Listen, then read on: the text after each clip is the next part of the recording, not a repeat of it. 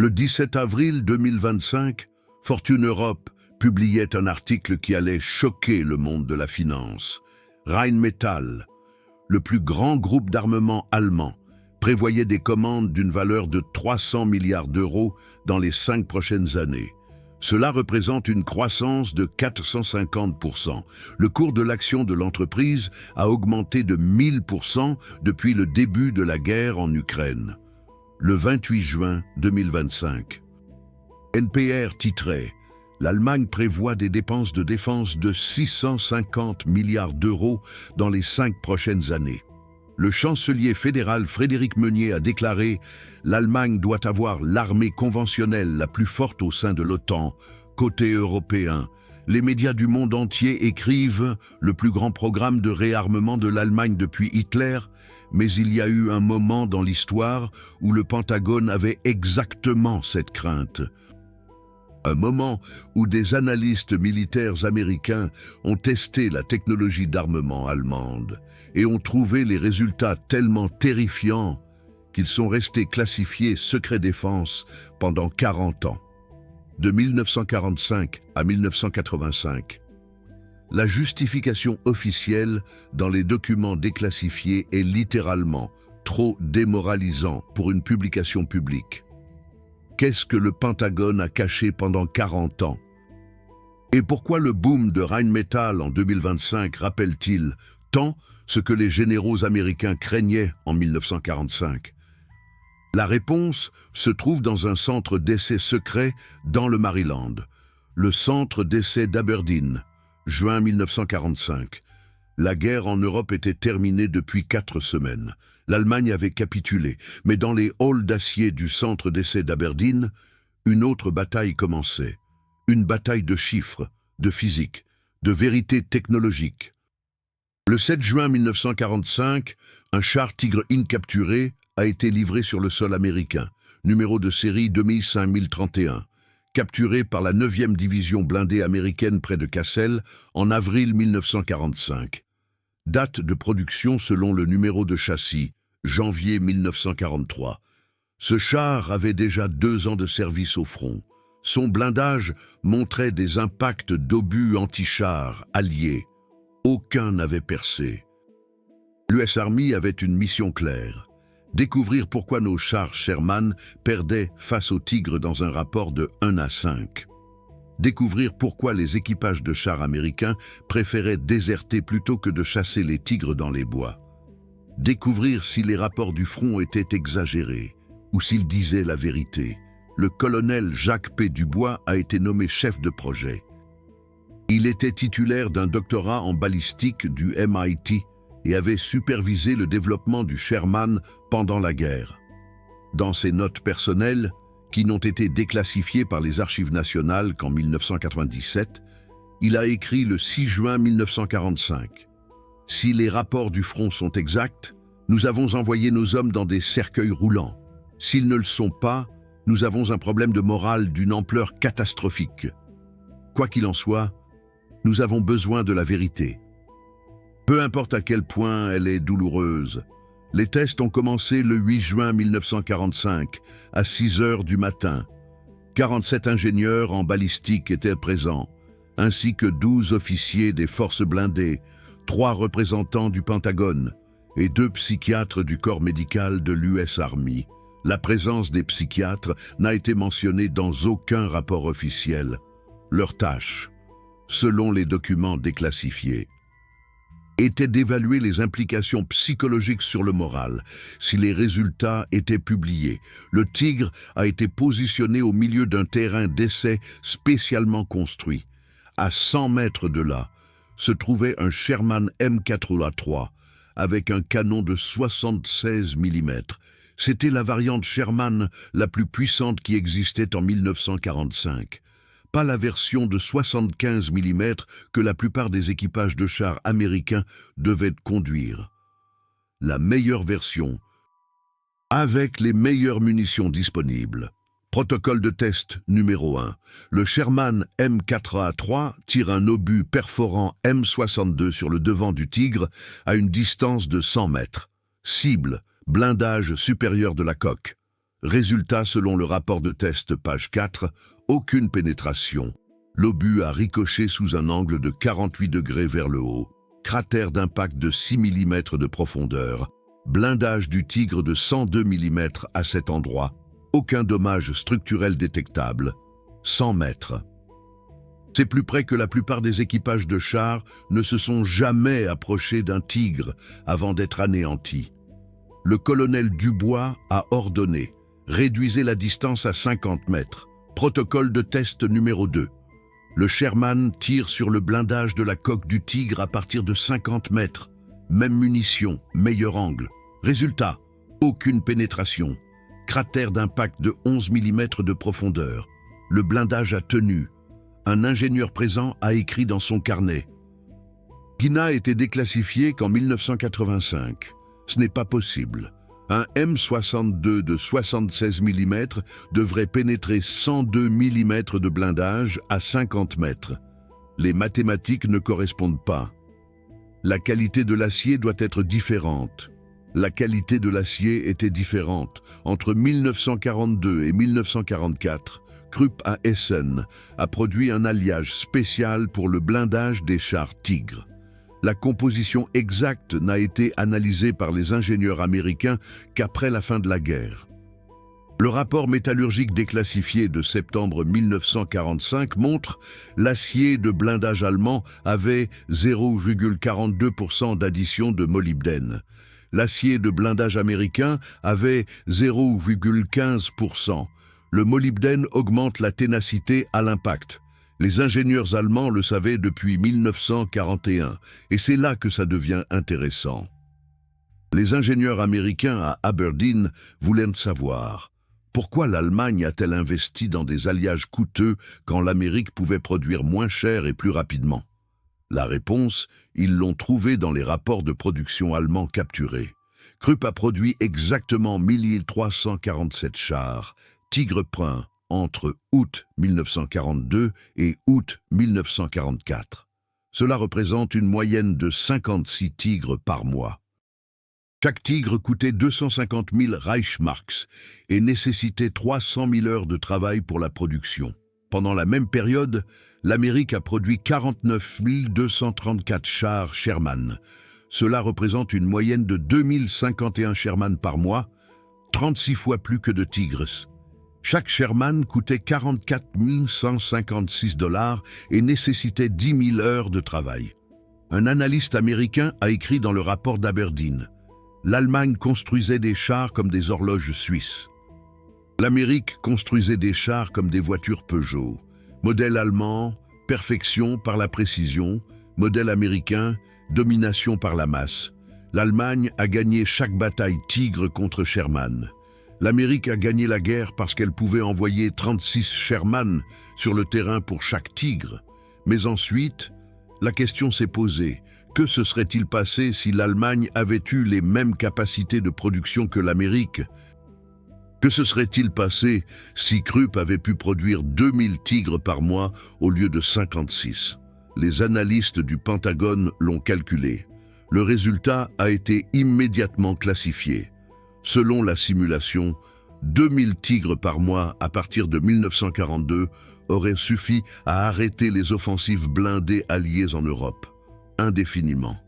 Ce calcul était l'une des raisons pour lesquelles les tests du Tigre sont restés si secrets. Parce qu'il prouvait, l'Amérique n'a pas gagné grâce à une meilleure technologie. L'Amérique a gagné grâce à sa supériorité industrielle. Et c'est une vérité qu'aucune superpuissance ne veut admettre. Les tests ont continué. Protocole de test numéro 7. Distance 25 mètres. C'est une distance de combat au couteau pour les chars.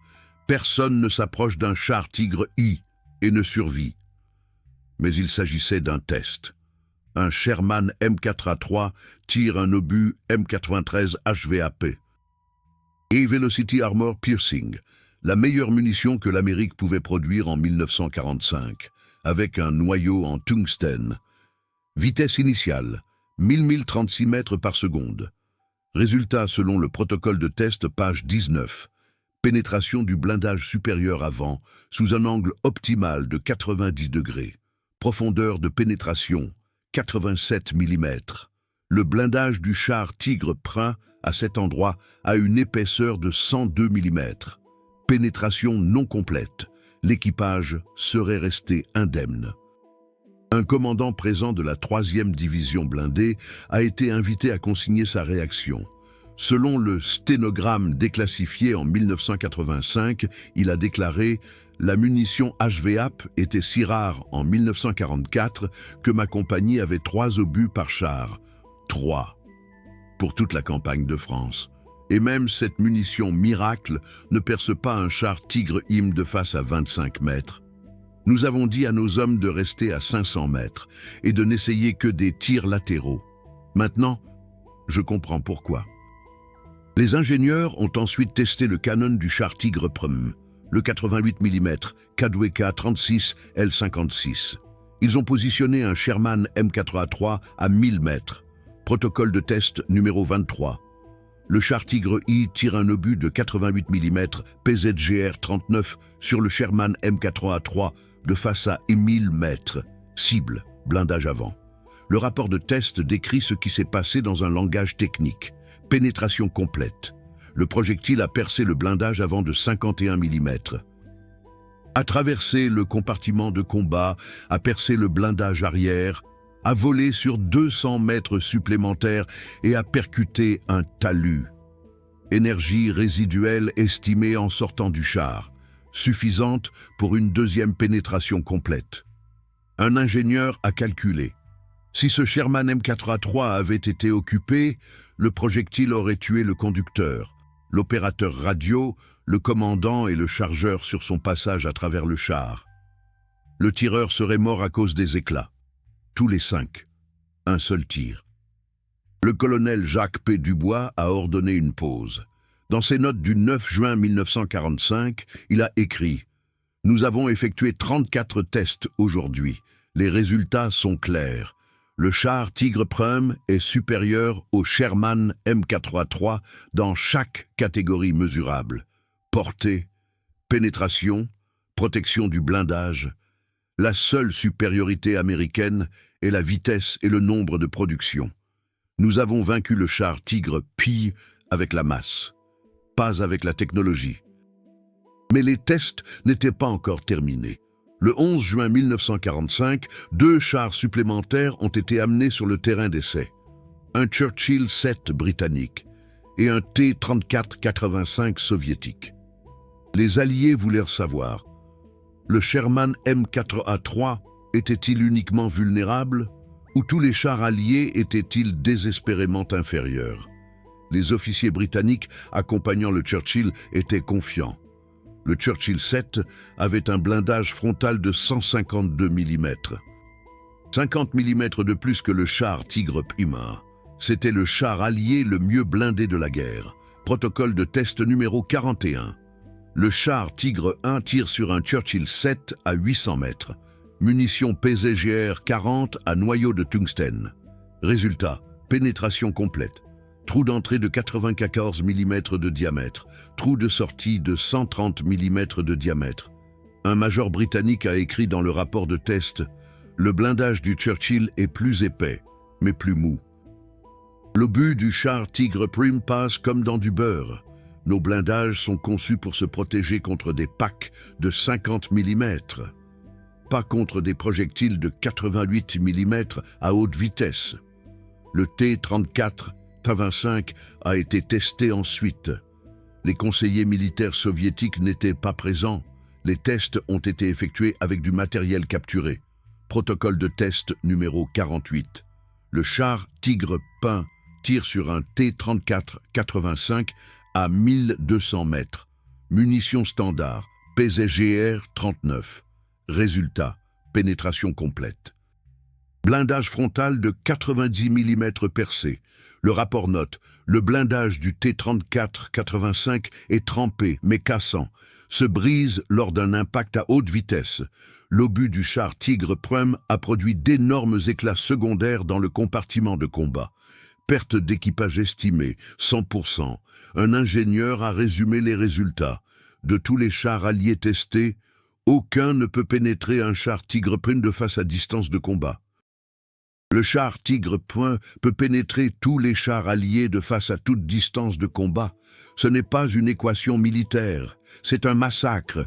Le colonel Jacques P. Dubois a écrit dans son rapport final du 15 juin 1945 un résumé qui a été immédiatement classifié.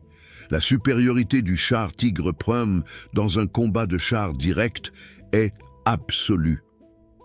Le Sherman M4A3 est désespérément inférieur au char Tigre Point en termes de puissance de feu, de blindage et de portée. La tactique des chars américains pendant toute la campagne européenne reposait sur la supériorité numérique et les attaques de flanc, parce que le combat frontal était impossible. Les implications psychologiques pour les équipages de chars américains étaient dévastatrices. Et puis vint la partie qui resta secrète pendant 40 ans.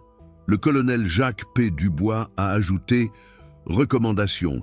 Ces résultats de tests ne doivent pas être communiqués aux unités de combat. » La confirmation que le char Tigre Point était technologiquement supérieur détruirait le moral et pourrait entraîner des problèmes disciplinaires. Les équipages de chars qui pensaient que leur véhicule était inférieur montraient déjà des signes de manque de volonté de combattre.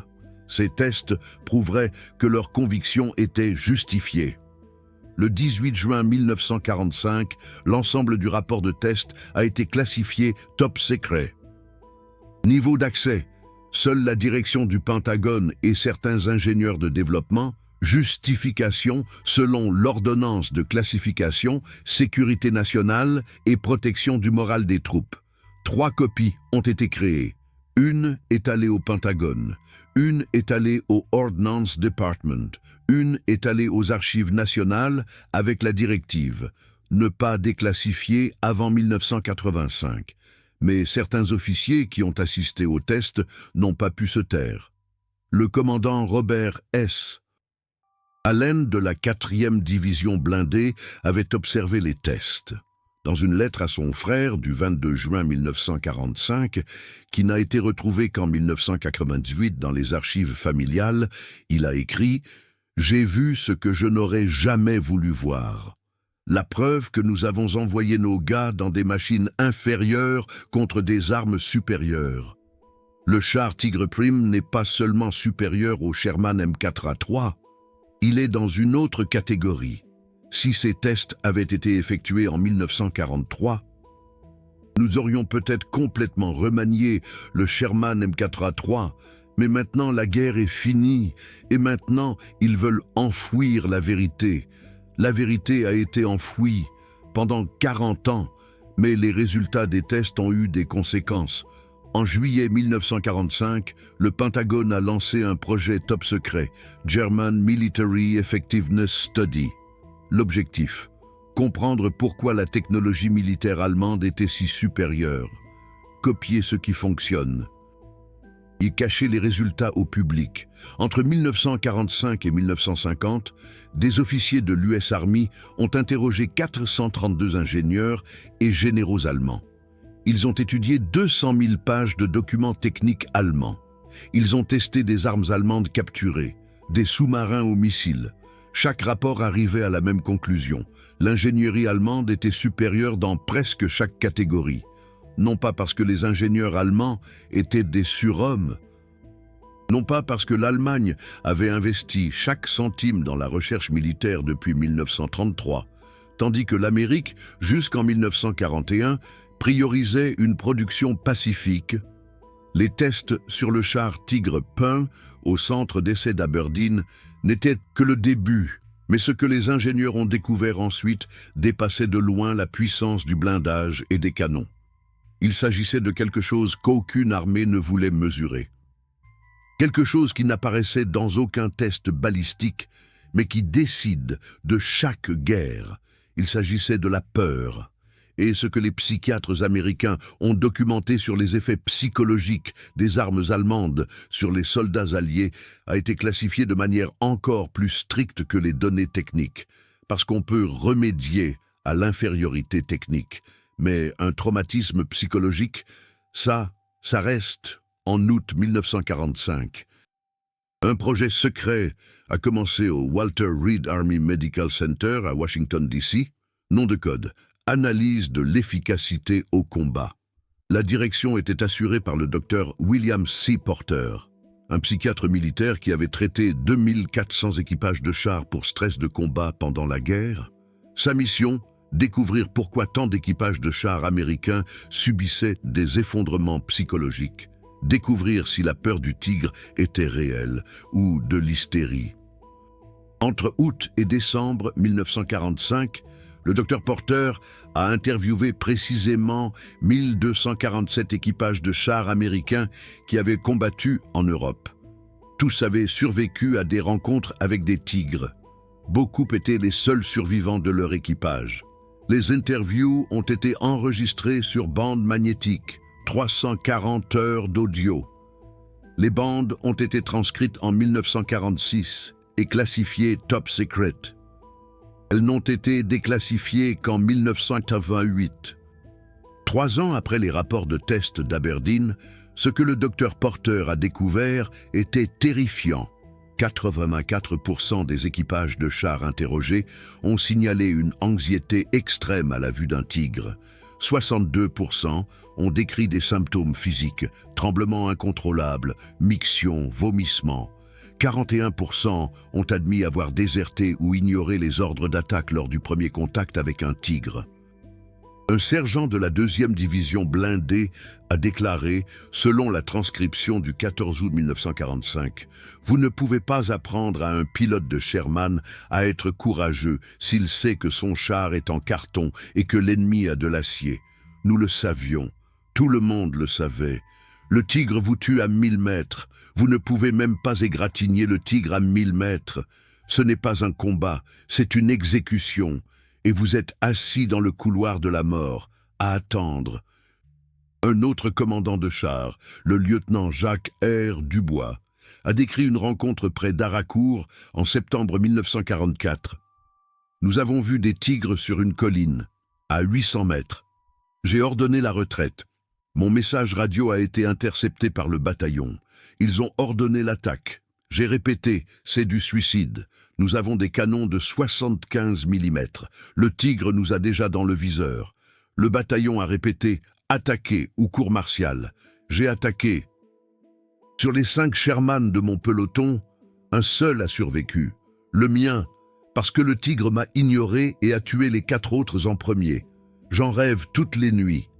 Le docteur Porter a documenté un modèle. Les équipages de chars ont développé des phobies spécifiques contre les tigres, que les autres chars allemands ne déclenchaient pas. Le Panther était craint, mais considéré comme combattable. Le Stu G3 était respecté, mais pas considéré comme invincible. Mais le tigre, dans l'esprit des équipages de chars américains, le tigre n'était pas un véhicule, c'était un monstre. Un phénomène que le docteur Porter a décrit dans son rapport a été plus tard connu sous le nom de névrose du tigre. Les équipages de chars qui avaient survécu à des rencontres avec des tigres ont développé des symptômes spécifiques, crise de panique au bruit de moteurs lourds, incapacité à dormir dans des espaces clos parce que cela leur rappelait les chars, pensées suicidaires, 23 cas documentés de désertion directement après une rencontre avec un tigre. L'un des cas les plus extrêmes était celui du caporal David H. Williams de la 4e division blindée, en novembre 1944, près de la forêt de Hürtgen. Son Sherman avait été touché par un tigre à 600 mètres. Williams était le seul survivant. Il n'a subi aucune blessure physique. Mais selon le rapport psychiatrique de décembre 1944, il était totalement inapte au combat. Il refusait de s'approcher des chars. Il criait la nuit en dormant. Il a essayé 2 fois de se suicider. Le docteur Porter a écrit dans ses conclusions « La névrose du tigre n'est pas de la lâcheté. C'est une réaction rationnelle à un désespoir technologique. Les soldats peuvent faire preuve de courage s'ils croient que la victoire est possible. Mais lorsqu'ils savent qu'ils se battent dans un véhicule inférieur contre un adversaire supérieur, la psyché s'effondre. L'armée appelait ça du stress de combat. J'appelle ça du désespoir logique. Sa recommandation du 3 janvier 1946 était claire. Ces conclusions ne doivent jamais être publiées. Si le public américain apprend que nos chars étaient désespérément inférieurs, la confiance dans le commandement militaire s'effondrera. Si les futurs recrues croient que l'armée les envoie dans un équipement inférieur, le recrutement deviendra impossible. Le rapport a été classifié. Top secret. Déclassification. Pas avant 1986, mais certaines informations ont filtré. En février 1946, un ancien officier de char nommé Belton Y. Cooper a publié un mémorandum interne à la 3e division blindée. Cooper avait été officier de maintenance pendant la guerre. Sa tâche était de récupérer et de réparer les Sherman détruits. Il avait vu chaque char américain détruit entre la Normandie et l'Allemagne. Son mémorandum était intitulé « Une analyse des pertes de chars américains sur le théâtre européen ». Il n'était pas destiné à être publié, c'était un rapport interne pour les officiers. Les chiffres de Cooper étaient dévastateurs. Entre juin 1944 et mai 1945, l'US Army a perdu 4195 chars Sherman en Europe à cause des tirs ennemis. Selon l'analyse de Cooper, 1347 d'entre eux avaient été détruits par des tigres. Cela représente 31% de toutes les pertes de Sherman dues à un seul type de char, qui ne représentait que 2% de la production totale de chars allemands. Cooper a calculé le taux de survie moyen d'un équipage de Sherman lors d'une rencontre avec un tigre, 47%.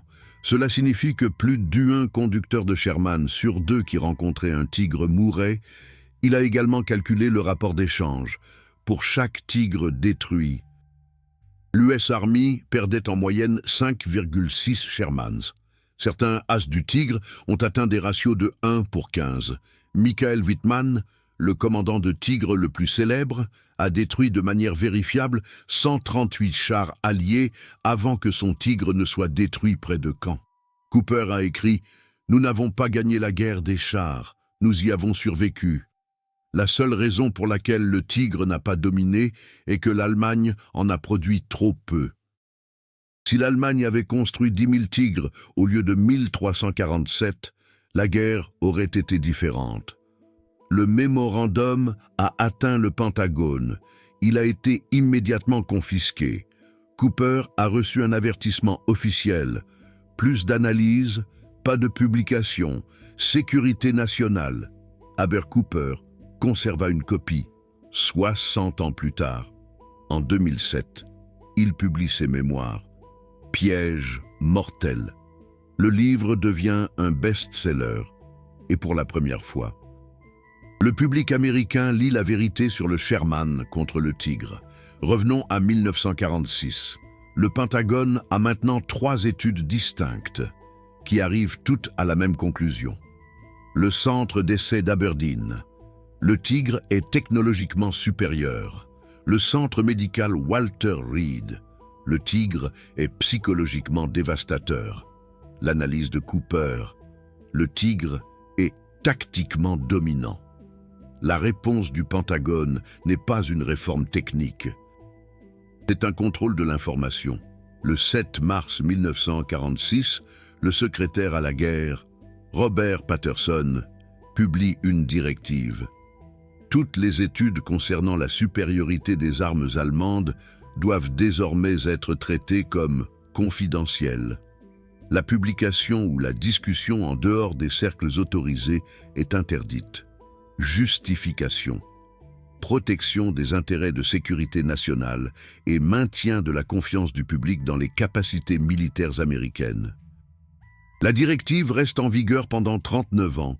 Ce n'est qu'en 1985 que les archives nationales commencent systématiquement à déclassifier les documents de la Seconde Guerre mondiale. Les rapports de test d'Aberdeen sont déclassifiés en juillet 1985. Les études de Walter Reed suivent en août 1988. Le mémorandum de Cooper n'a jamais été officiellement publié, car il était considéré comme un document personnel. Pourquoi 40 ans de secret? Que craignait le Pentagone? La réponse se trouve dans une note interne du Pentagone d'avril 1946 qui n'a été publiée qu'en 1996.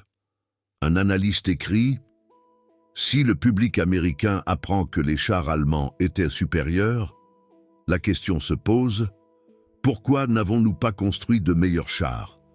La réponse est « Parce que la production de masse était prioritaire sur la qualité. » Cette réponse n'est pas politiquement acceptable. Des soldats sont morts. Non pas parce que la meilleure technologie était impossible, mais parce qu'elle était trop chère et trop lente à produire. C'est une vérité qu'aucune démocratie ne peut dire à ses citoyens. Et c'est précisément pourquoi la vérité sur le Tigre est restée enterrée pendant 40 ans. Mais voici le problème. Le secret a eu des conséquences. Parce que le Pentagone a caché la supériorité du Tigre. L'Amérique a tiré les mauvaises leçons. Après 1945, l'armée américaine n'a pas copié la philosophie des chars allemands. Au lieu de cela, elle a perfectionné la philosophie du Sherman. La masse plutôt que la classe, la vitesse plutôt que le blindage, la production plutôt que la perfection. Le résultat, le M26 Pershing est arrivé trop tard. Le M46 Patton était encore légèrement blindé. Ce n'est que le M60 dans les années 1960 qui a atteint le niveau de blindage du Tigre. Mais à ce moment-là, les Soviétiques avaient depuis longtemps les T-54 et T-55 qui copiaient la philosophie des chars allemands. Et puis vint la Corée. En novembre 1950, les chars américains M46 Patton rencontrent les T-34-85 soviétiques en Corée du Nord. Les Américains s'attendaient à des victoires faciles. Le M46 était plus récent, plus rapide et avait de meilleurs ordinateurs de conduite de tir. Mais le T-34-85 avait quelque chose d'autre, la philosophie de conception allemande. Le moteur du T-34-85 était une copie soviétique du moteur diesel allemand V2. Le blindage utilisait de l'acier trempé selon les spécifications allemandes que les soviétiques avaient récupérées en 1945. Le canon de 85 mm avait été développé pour combattre le Tigre et pouvait pénétrer le M46 frontalement à 800 mètres. Les équipages de chars américains en Corée ont vécu un déjà-vu. Une fois de plus, ils se battaient dans des chars, certes nombreux, mais vulnérables. Une fois de plus, les officiers ont signalé des problèmes de morale. Une fois de plus, le Pentagone a classifié les rapports de pertes. Le lieutenant-colonel Arthur W. Wilson commandait un bataillon de chars au réservoir de Chauzin en décembre 1950. Dans son rapport publié après la guerre, il écrit « Nos M46 étaient plus rapides que les T-34, mais nos gars avaient peur. » Parce qu'ils avaient entendu les histoires de leur père. Des histoires de Sherman contre Tigre. Et maintenant, ils se battaient contre des chars qui copiaient les concepts du Tigre. La peur était la même. Le Pentagone a appris en Corée ce qu'il aurait dû apprendre en 1945. La masse seule ne gagne pas les guerres de chars. Il faut des chars qui donnent confiance aux équipages, des chars qui peuvent combattre frontalement sans mourir. Cela a finalement conduit au M60 et plus tard au M1 Abrams. Des chars qui copièrent la philosophie allemande, blindage lourd, canon puissant, protection de l'équipage comme priorité. Mais cela a pris 15 ans.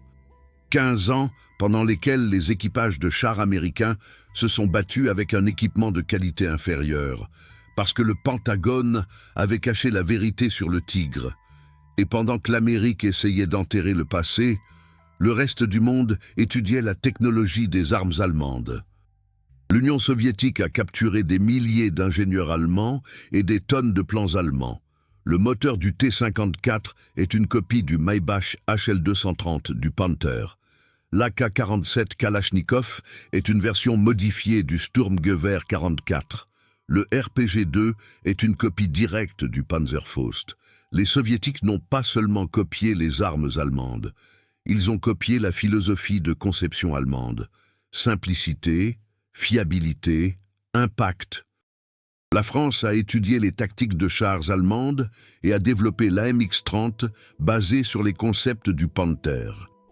Israël a analysé la doctrine allemande de Blitzkrieg et a bâti toute sa stratégie de chars sur cette base. Même la Grande-Bretagne a finalement abandonné la philosophie du Churchill et a développé le Chieftain, avec un blindage lourd et un canon de gros calibre, d'inspiration allemande. Seule l'Amérique est restée fidèle à la doctrine du Sherman. Jusqu'à ce que le Vietnam prouve que les chars légers et rapides ne survivent pas dans la guerre moderne. Et maintenant, en 2025, l'histoire revient. Rheinmetall, l'entreprise qui perpétue la tradition Krupp, s'attend à 300 milliards d'euros de commandes. C'est ce qu'écrivait Fortune Europe le 17 avril 2025. Les cours des actions ont augmenté de 1000% depuis 2022. Le carnet de commandes a atteint 64 milliards d'euros en novembre 2025, selon Pravda Germany. Un record dans l'histoire des groupes d'armement européens. Le PDG Armin Paperger a déclaré dans une interview « La demande de technologie allemande en matière de chars et d'artillerie est plus forte que jamais depuis 1945. Chaque pays de l'OTAN veut des systèmes allemands, parce qu'ils fonctionnent, parce qu'ils sont supérieurs, parce que l'ingénierie allemande est toujours l'étalon or. Et les chiffres le prouvent. Le Léopard 2 est utilisé par 19 pays de l'OTAN, plus que tout autre char occidental. L'Allemagne produit le Léopard 2A8, la dernière version, avec un canon de 130 mm au lieu de 120 mm. La même philosophie que le Tigre, canon plus gros, blindage plus lourd, supériorité technologique. Le KF-51 Panther, le dernier développement de Rheinmetall présenté à DSEI 2023, transpose la philosophie allemande des chars au XXIe siècle. Système de canon futur de 130 mm, blindage modulaire, intelligence artificielle pour la reconnaissance des cibles, défense anti-drone intégrée. Les ingénieurs allemands ne construisent pas la masse, ils construisent la domination. Et c'est précisément ce qui effraie les autres pays. En octobre 2025, les médias écrivent « Le plus grand programme de réarmement de l'Allemagne depuis Hitler ». NPR a rapporté le 28 juin 2025. L'Allemagne prévoit 650 milliards d'euros de dépenses de défense d'ici 2030. Le chancelier fédéral Frédéric Meunier a déclaré « Nous aurons l'armée conventionnelle la plus forte d'Europe ». Cela rappelle quelque chose. Une crainte que le Pentagone avait en 1945 et qu'il a cachée pendant 40 ans. La crainte que le génie allemand en ingénierie soit invincible si l'Allemagne le déploie pleinement. Mais cette fois, l'Allemagne est du bon côté. Cette fois, les chars allemands sont des chars de l'OTAN. Cette fois, les léopards protègent la liberté au lieu de la menacer. Et pourtant, l'ironie historique demeure, l'Amérique a caché la supériorité du Tigre pendant 40 ans. Aujourd'hui, l'OTAN achète des chars allemands parce qu'elle croit aux tests d'Aberdeen qui ont été rendus publics en 1985. Les tests qui ont prouvé que les chars allemands ont toujours été supérieurs. Le Pentagone voulait enterrer la vérité. Mais la vérité survit toujours. Et aujourd'hui, l'OTAN opte pour la qualité allemande plutôt que pour la masse américaine. L'histoire se répète. Seulement 7 fois, les chars allemands se battent pour les bonnes valeurs. Et pourtant, la question demeure. Que se serait-il passé si le Pentagone avait dit la vérité en 1945 ? Que se serait-il passé si l'Amérique avait reconnu la supériorité du Tigre et en avait tiré des leçons, au lieu de la cacher ? Peut-être que moins de soldats américains seraient morts en Corée dans des chars inférieurs. Peut-être que le Pentagone aurait compris plus tôt que la qualité est parfois plus importante que la quantité. Mais ils ont caché la vérité.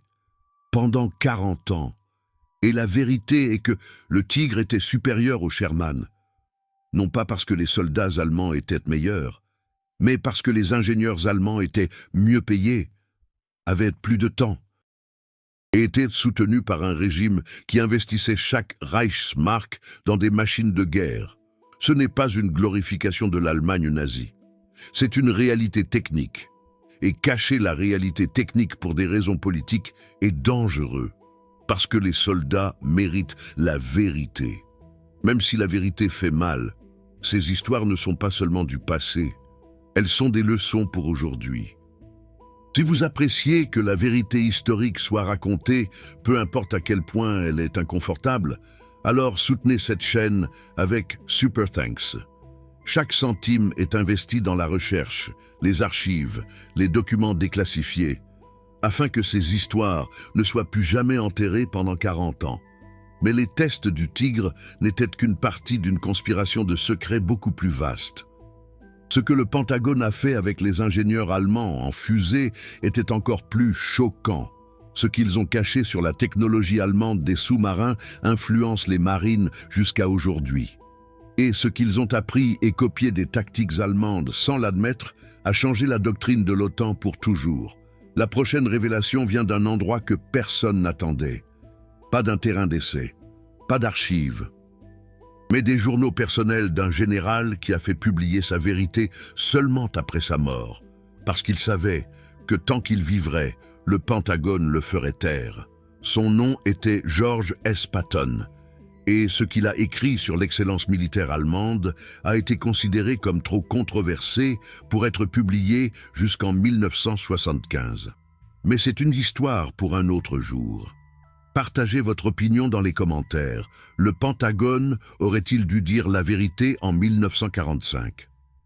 Ou la dissimulation était-elle justifiée pour protéger le moral? Rheinmetall est en plein essor en 2025.